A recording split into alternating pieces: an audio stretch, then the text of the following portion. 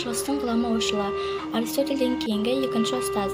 Әбу-Насыр әл-Фараби 870 жылы қазіргі Түркістан облысы Отыра ауданында орта ғасырлық қалада дүниеге келген. Әбу-Насыр әл-Фарабидің 1150 жылдығы ЮНЕСКО көлемінде атап өтілді. Әбу-Насыр әл-Фараби Қазақ жерінде, яғни Отыра қаласында дүниеге келген. Ол оқу білім қуып жүріп, Араб халифатындағы ірі білім орталығы Бағдадқа кетеді. Одан кейін Сирияда, яғни Шам шаһарында қайтыс болады. Ол өзінің ана тілі түркі тілінен басқа түрік, парсы, араб тілдерін жетік меңгерген және 100-ден асқан еңбектер жазған. Ғалым қалай Әбу-Насыр әл-Фараби атанды? Ғалымның туған жері қазақтың ежелгі қаласы Отырарды арабтар Барба Фараб деп атап кеткен. Сондықтан әлемнің екінші ұстазы атанған ойшыл Әбу-Насыр әл-Фараби, яғни Фарабтан шыққан Әбу-Насыр атанған. Тарихи деректерде Отырар қаласы 9 ғасырда тарихи қатынастар мен сауда жолдарының торамында аса ірі мәдениетке ие болған. Әбу-Насыр бала күнінен ғылымға үйір болып өсті.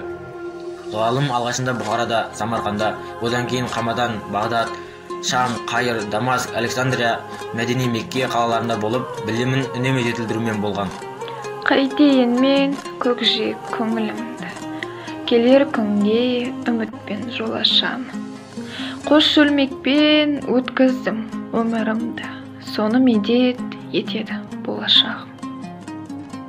Бауырым қанша сүйгенмен, өтеді өмір күйбеңмен, шындыққа басты қалалап, пенделіктен болалап. Жататын дайым жаңғырып, бұл ғұмыр емес мәңгілік.